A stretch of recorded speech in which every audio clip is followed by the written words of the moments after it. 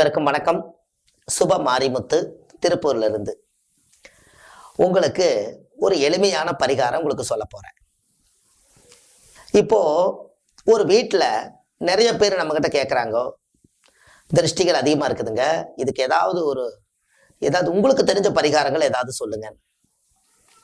நான் எப்பவுமே ஒரு விஞ்ஞானபூர்வமான ஒரு பரிகாரங்களை கொஞ்சம் யோசிப்பேன். சரி, கேட்டுட்டாங்களே அப்படிங்கறக்காக ஒரு பரிகாரம்.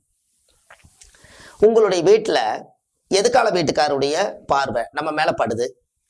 அவங்க ஏதாவது ஒரு நல்ல பொருள் நீங்க வீட்டுக்குள்ள வாங்கிட்டு போறீங்க, ஐயோ இதை வாங்கிட்டாரா. ஒரு கார் வாங்கிட்டோம், ஐயோ இது வாங்கிட்டாரா. நம்ம ஒன்னும் எதுவும் வாங்க முடியலையே, இவர் மட்டும் முன்னேறிட்டே இருக்கிறாரே. இது திடீர்னு கல்யாணம் நடக்குது, இவர் சீர் சம்பந்தம் எல்லாம் பண்றாங்க, இவங்க சாதிசனம் எல்லாம் வராங்க, இத்தனை பேர் இவங்க வீட்டுக்கே வர்றாங்களே, நம்மளுக்கு ஒண்ணுமே நடக்க மாட்டேதுன்னா அவங்களுடைய ஊழ்வினை கர்மா வச்சுதான் நம்ம வாழ முடியும். மற்றவங்களை யோசிச்சு நாம என்ன பண்ண போறோம்? அப்போ அவங்களுடைய குறுகுறுன்னு பார்க்கக்கூடிய அந்த பார்வை அந்த வீட்டுல விழுகிறதுனால அவங்க வீட்லயும் அந்த தீய சக்திகள் அதிகமா இருக்கு. இதை எப்படி வெளியேற்ற முடியும்? ரொம்ப கஷ்டம்.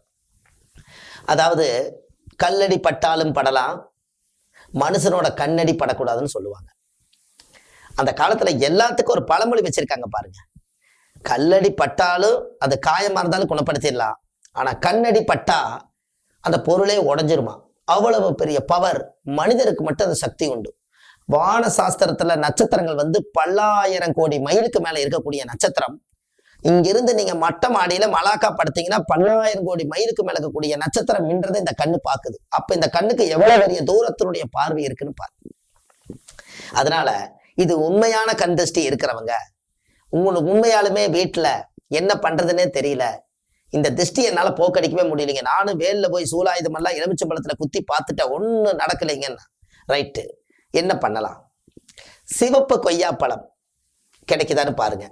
அறுத்தா சிவப்பா இருக்கும். அந்த சிவப்பு கொய்யாப்பழத்தை அறுத்து தொடர்ந்து ஒரு 7 நாள் மட்டும் வாசப்படியில அந்த பக்கம் எதுக்கால வீட்டுக்கு தெரியற மாதிரி திருப்பி ஒரு மூடி திருப்பி வை. இப்படி வைங்க. இப்படி வச்சா அவங்க அங்கிருந்து பார்க்கும்போது, என்னடா எலுமிச்சம்பழம் இத்தனை நாளா வச்சுட்டு இருந்தாங்க, இவங்க என்ன ஒரு சிவப்பு கொய்யா பழத்தை இவர் வைக்கிறாங்க இவங்க வீட்டுல, இது என்ன ஒரு மந்திரம் தந்திரம் அப்படின்னு இவங்களுக்குள்ள ஒரு பயம் வந்துடும். ஆனா உண்மை என்னன்னா, எலுமிச்சங்கனியும் கனிதான்,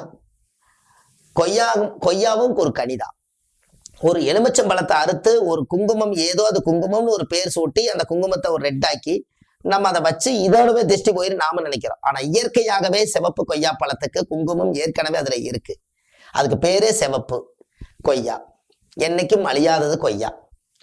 அப்ப அந்த கொய்யா மரத்துல இருந்து வரக்கூடிய அந்த கொய்யா பழத்தை 7 நாளைக்கு தொடர்ந்து வச்சீங்கன்னா உங்களோட திருஷ்டி எல்லாமே எதுக்கு போயிடும், உங்க வீட்டுக்குள்ள வரவே வராது.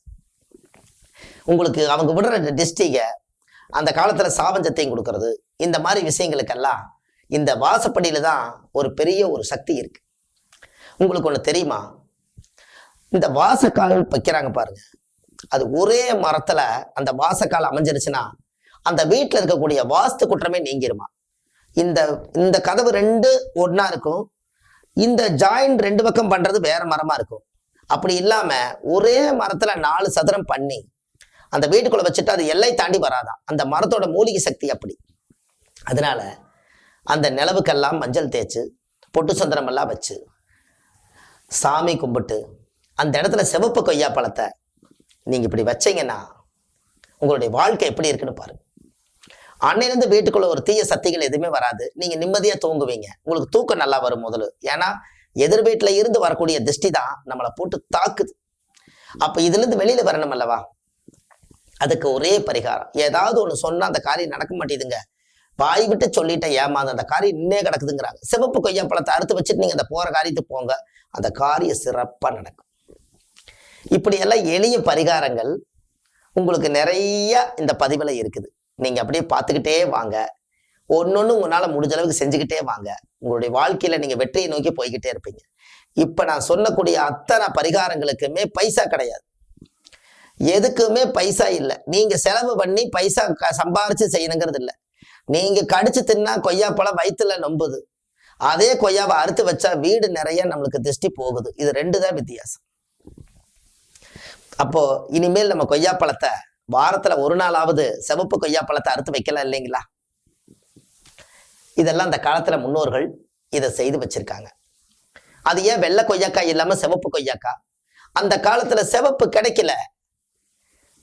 சந்தனம், குங்குமம், திருநூறுன்னு அந்த காலத்துல ஒரே மூல மந்திரமா வந்துச்சு.